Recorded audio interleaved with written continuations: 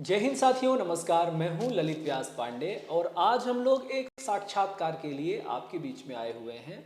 आप लोगों ने बहुत प्रचार प्रसार सुना होगा, कई बार नेताओं के मुंह से सुना होगा और कई बार बच्चों छात्रों के मुंह से सुना होगा CMYIP। क्या है ये CMYIP?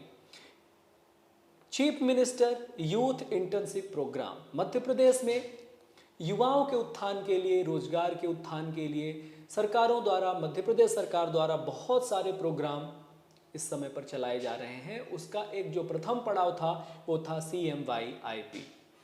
आज हम लोग जानेंगे कि CMYIP क्या है। वास्तव में कुछ योजनाएं छात्रों तक उसी रूप में, मूलभूत रूप में नहीं पहुंच पाती जिसका लाभ उनको नहीं हो पाता, तो कई छात्र इससे वंचित हो जाते हैं। तो मध्य प्रदेश के युवाओं के लिए प्रयास की जाने वाली CMYIP कितनी यूज़फुल है, कितना इससे मदद मिलने वाला है युवाओं को और उससे उनके रोजगार में कितना ये सहायक होने वाला है, इस सब के विषय में हम लोग बात करेंगे। हमारे बीच में है मिस्टर अभिषेक, जो खुद एक जन सेवा मित्र के रूप में कार्यरत है। इसकी शुरुआत फरवरी 2023 में शुरू हुई। ये फर्स्ट बैच के विद्यार्थी हैं, या यूं कहें कि ये फर्स्ट बैच जो शुरू हुआ था मध्य प्रदेश सरकार द्वारा जन सेवा मित्र, उसके ये उसमें कार्यरत हैं। इंटर्नशिप में इनको क्या लाभ मिल रहे हैं, इंटर्नशिप का हिस्सा कैसे बन सकते हैं आप सभी लोग, और आप लोगों को उससे क्या क्या लाभ मिल सकता है, आइए हम सभी लोग इनसे जानते हैं कि वास्तव में ये जन सेवा मित्र है क्या।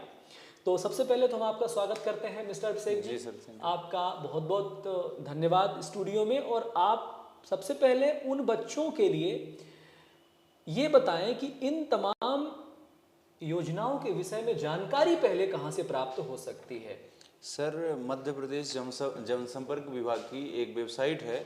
जनसंपर्क विभाग की वेबसाइट के माध्यम से, चूंकि आजकल सोशल मीडिया का दौर है, हर विद्यार्थी की पहुंच वहां तक है, तो या तो आप जनसंपर्क विभाग के, और आजकल ना मध्य प्रदेश सरकार हमारे ही माध्यम से, जनसेवा मित्रों के माध्यम से, हमारे दो ही कार्य हैं कि हम शासकीय योजनाओं का प्रचार ही करते हैं सर।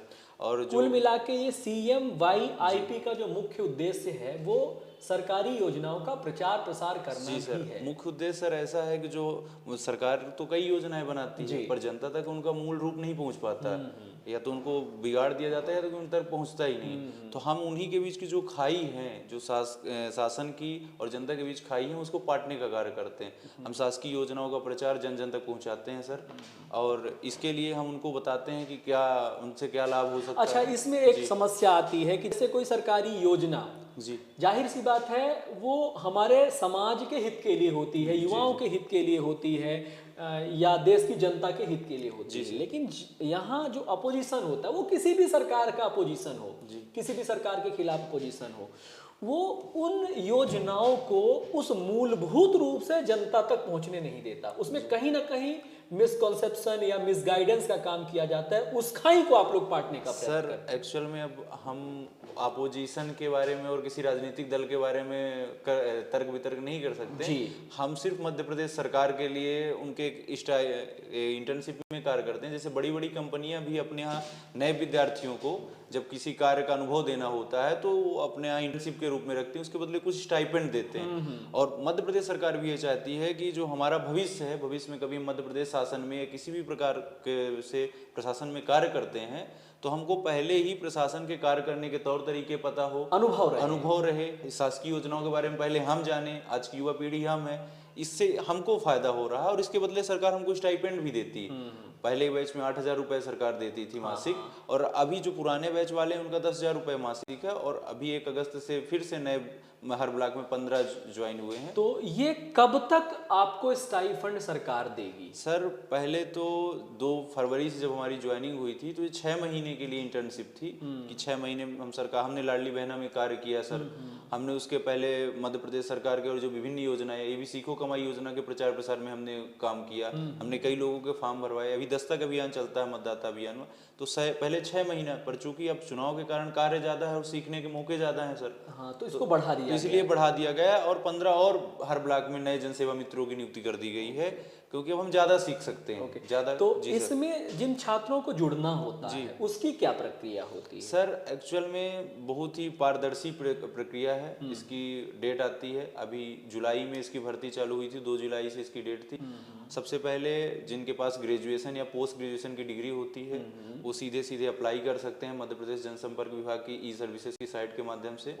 इसके बाद उनका भोपाल से जो सबसे टॉप के 40 विद्यार्थी होते हैं परसेंटेज के आधार पर, मतलब मेरिट परसेंटेज के आधार पर बनाई जाती है, तो पूरी पारदर्शी। जैसे बीएससी का कुछ और क्राइटेरिया होता है और एमएससी का कुछ और क्राइटेरिया होता है, नहीं ग्रेजुएशन का क्राइटेरिया दूसरा होता है और पोस्ट ग्रेजुएशन का अलग होता है। और उसके आधार पर वो हर ब्लॉक में 40 जनसेवा मित्रों को फाइनलाइज करते हैं हर ब्लॉक में, और उनका फिर इंटरव्यू होता है। अच्छा, वो ब्लॉक लेवल पर होता है कि पंचायत लेवल पर? सर ये जिला लेवल पे होता है, जिला लेवल, डिस्ट्रिक्ट लेवल। जैसे एक डिस्ट्रिक्ट में, जैसे मैं उदाहरण दूं रीवा का, रीवा डिस्ट्रिक्ट में अब मऊगंज बनने से थोड़ी ब्लॉक कम हो गए हैं, नहीं पिछली बार 9 ब्लॉक थे, तो 9 ब्लॉकों में हर ब्लॉक का एक डिस्ट्रिक्ट लेवल पर सीएम हर ब्लॉक में 40 हर ब्लॉक में 40 फाइनलाइज्ड होते हैं। फिर उनका एक गजेटेड ऑफिसर और एक हमारे सीएम फेलो सर होते हैं, जिसको हम सीएम रिसर्च एसोसिएट भी बोलते हैं। अच्छा। वो इंटरव्यू लेते हैं, 3 या 4 लोगों का ग्रुप इंटरव्यू लेते हैं और उन 40 में 15 लोगों का फाइनल सिलेक्शन होता है हर ब्लॉक में। ऐसा अब तक 2 बार हो चुका है सर। जी। तो अब क्या उम्मीद है कि इन्हीं को आगे कंटिन्यू रखा जाएगा कि नई नियुक्तियां की जाएंगी? इसमें क्या चांसेस? अभी माननीय मुख्यमंत्री ने जो पिछले बार घोषणा की थी, उन्होंने ये संकेत दिया था, स्पष्ट रूप से तो नहीं कहा, कि वो सबको मौका देना चाहते हैं। अच्छा। वो नए विद्यार्थियों को भी प्रशासन के कार्य सीखने का मौका देना चाहते हैं। इसलिए वो चाहते हैं कि 6-6 महीने की इंटर्नशिप में नए विद्यार्थी भी आके सरकारी तौर तरीके मध्य प्रदेश सरकार में काम करने का तरीका सीख सके। इससे उनके व्यक्तित्व विकास होगा सर। इसमें सरकारी नौकरी में क्या लाभ होगा बच्चे के? अब तक तो सरकारी नौकरी के लिए ऐसा कुछ विशेष बताया नहीं गया, बोला नहीं गया, लेकिन हाँ, जैसे मैं खुद एक सरकारी प्रशासनिक तैयारियों में रहा हूँ, तो मेरा ये अनुभव है कि हम जो किताबी सीखते हैं कि शासकीय योजनाओं का कार्य ऐसा होता है, तो कहीं ना कहीं बहुत हद तक हम अपने आप को उनसे जुड़ा महसूस करने लगते हैं। प्रशासन फील्ड में जाकर उसका क्रियान्वयन देखने लगते हैं। फील्ड में जाके अधिकारियों के साथ रह के, अक्सर हमारी कलेक्टर सर के साथ भी मीटिंग हो जाती है 1-2 बार। कभी और कोई बड़े सर आए, भोपाल से आए, तो इनके साथ मिलने जुलने का कोऑर्डिनेशन का तौर तरीका, कैसे मिलना चाहिए, कैसे काम बताना चाहिए, कैसे समस्याएं बताई जानी चाहिए, ये सारा अनुभव छात्रों को प्राप्त हो जाता है। जिन तरीकों को हम सीखना चाहते हैं वो हम अपने सामने स्पष्ट रूप से देख सकते हैं, स्पष्ट रूप से देखते हैं और इन्वॉल्व होते हैं। बिल्कुल इन्वॉल्व। तो कुल मिलाकर के ये बच्चों के लिए बहुत बड़ा कदम है। बिल्कुल सर। और उनके जीवन में, उनके व्यक्तित्व में एक ये बहुत बड़ा बदलाव लाने वाला है। क्योंकि पहले अगर जब तक हमारी शासकीय नौकरी नहीं लगी तब तक हम कार्य तो देख नहीं पाते।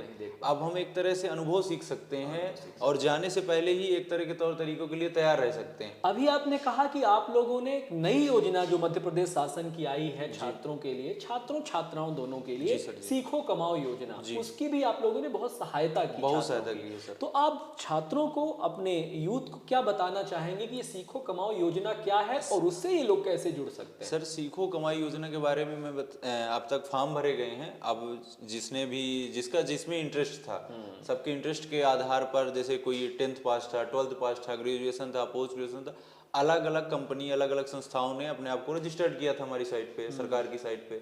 अब उसके माध्यम से जिसका जिसमें इंटरेस्ट है उन्होंने फॉर्म भरे हैं। अब हम गवर्नमेंट क्या करेगी, उनको उनके चॉइस के आधार पर सर एक अलग अलग कार्य देगी और इसके साथ वो सीखेंगे भी, सीखने का मौका मिलेगा। मतलब ट्रेनिंग पीरियड में। अब जैसे मान लीजिए कोई आईटी सेक्टर का विद्यार्थी था, वो कंप्यूटर सीखना चाहता था, उसके पास पैसे नहीं थे, तो इतना सुनहरा मौका है सर कि वो कंप्यूटर भी सीखेगा, सरकार के पैसे से। सरकार उसे पैसे भी देगा, सीखने का भी पैसा देगा। तो इससे विद्यार्थी को ये नहीं हो जाएगा कि सीखने के टाइम पर जब उसे क्लास लेना है उस टाइम पर उसके आर्थिक स्थिति ठीक न होने के कारण वो सीख नहीं पाया। अब उल्टा उसका फायदा हो रहा है। तो एक तो उसे नया कुछ मतलब ट्रेनिंग भी लीजिए और आप रोजमर्रा के जरूरत के लिए पैसा भी लीजिए, जिससे आपको रहने खाने और इनकी दिक्कत ना हो, कोई दिक्कत नहीं होगी। इसमें सिलेक्शन की क्या प्रक्रिया है? इसमें भी बच्चे चयनित किए जाएंगे कि कोई भी बच्चा रजिस्टर्ड होकर के काम कर बिल्कुल कोई भी बच्चा मध्य प्रदेश का अभी उसमें साइड में अपने आप को रजिस्टर्ड कर सकता है, अपनी योग्यता के अनुसार वो कार्यों को चुनाव कर सकता है। और फिर जितनी उसमें स्थान होंगे, जितनी संस्थाओं, अभी संस्थाओं का पंजीयन हुआ है, तो जितनी संस्थाएं उनको चाहें पंजीकृत हैं, जो संस्थाएं उनको अपने यहाँ चयन के लिए बुलाती हैं, तो बिल्कुल उनका चयन उनके यहाँ होगा और उनको उसका कार्य सिखाया जाएगा। मतलब इसमें ऐसा तो नहीं है कि केवल कुछ बच्चों का ही मेरिट लिस्ट बनेगी या चयन होगा? अभी ऐसा कुछ नहीं है सर, जितने कार्य आते जा रहे हैं वो देते जा रहे हैं। अभी ये कार्य सतत ही है, अभी भी चालू है। जिसने भी रजिस्टर्ड किया है एक एक करके उनका चयन होता जा रहा है। अभी माननीय मुख्यमंत्री जी ने हाल ही में 25 से 30 हजार विद्यार्थियों का इसमें सीखो कमाई योजना के लिए उनके नियुक्ति प्रमाण पत्र दी है। तो कुल मिलाकर के ये जो दोनों योजना है ये युवाओं के लिए मील का पत्थर साबित होने वाली हैं और ये कहीं ना कहीं एक बहुत सुनहरा अवसर है छात्रों के लिए। तो इसमें किसी भी प्रकार की नकारात्मक बातें देखने से पहले बच्चे इनकी स्टडी करें, वेबसाइट पर जाकर के इनका अध्ययन करें और ऐसे ही जो आपके आसपास जन सेवा मित्र हैं उनसे संपर्क करें। और ये जन सेवा मित्र आपको आप कुछ मैं सर ये बोलना चाहता हूँ, जैसे इस समय मतदाता अभियान, दस्तक अभियान चलाया जा रहा है गाँवों में, हर ब्लॉक में 30 जन सेवा मित्र हैं, लोगों की सहायता के लिए हैं। तो मैं नागरिकों से बस यही कहना चाहूँगा, वो जन सेवा मित्रों से संपर्क करें अगर उनको योजना की जानकारी नहीं है। लोक सेवा की 700 प्रकार की सेवाएं दी जाती है सर, बताइए। एमपी लोक सेवा में 700 प्रकार की सेवाएं दी जाती है। नागरिकों को इसकी जानकारी नहीं है, हम आय निवास के अलावा जानते ही नहीं है कि लोक सेवा में कुछ बनाया जाता है। इसकी भी जानकारी आपको जन सेवा मित्र देंगे, उनको इसकी भी ट्रेनिंग दी गई। वो किसी भी प्रकार की जो योजनाएं हैं, सोचिए हम 700 प्रकार की सिर्फ लोक सेवा में दे रहे हैं योजनाएं, और इसके अलावा भी अन्य प्रकार की योजनाएं। अच्छा, जो चीजें, जो कार्य हम कहीं ना कहीं तीसरे माध्यम से या सीधे शब्दों में कहें दलालों के माध्यम से करते थे, आज उसके लिए जन सेवा मित्र नियुक्त किए गए हैं जो बिना किसी अन्य आय के आपकी सहायता के लिए तैयार है। बिल्कुल, उनका मुख्य कार्य ही ये बना दिया गया है कि शासकीय योजनाओं के बारे में नागरिकों को बताएं ताकि कोई बिचौलियों का काम न रह जाए सर, बीच का काम पूरा समाप्त हो जाए। तो आप लोगों ने देखा मिस्टर अभिषेक द्वारा आपको संपूर्ण जानकारी दी गई। और भी आप कुछ जानकारी देना चाहें, संदेश देना चाहें युवाओं को? सर तो भी मैं यही कहूँगा कि अपने अनुभव के अफवाहों से दूर रहें, क्योंकि चुनावी माहौल है, अफवाहों से दूर रहें। सरकार हमारे लिए कई प्रकार की योजनाएं चला रही है, उसकी जानकारी विद्यार्थियों के लिए विद्यार्थी प्रोत्साहन योजनाएं हैं, कई प्रकार की प्रोत्साहन योजनाएं चला रही है।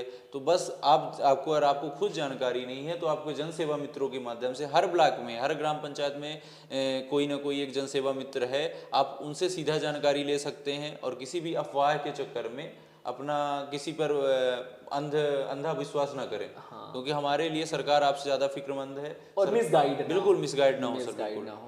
तो कुल मिलाकर के ये साक्षात्कार जानकारी से युक्त था, इसमें किसी भी प्रकार का कोई प्रचार प्रसार या किसी का निषेध सम्मिलित नहीं था। तो हम बहुत बहुत धन्यवाद करते हैं मिस्टर अभिषेक का कि इतनी जानकारी युक्त साक्षात्कार के लिए वो तैयार हुए और सारे छात्रों को, अपने युवा मित्रों को उन्होंने, जैसा कि उन्होंने बताया कि जन मित्रों का काम ही है कि किसी भी योजना या जानकारी के विषय में जानकारी देना, तो जो उन्होंने अपने अनुभव थे वे साझा किए। इसी प्रकार के और साक्षात्कार के साथ हम आपके बीच में आते रहेंगे। आप अपना ख्याल रखिए। बहुत बहुत धन्यवाद, शुक्रिया जी।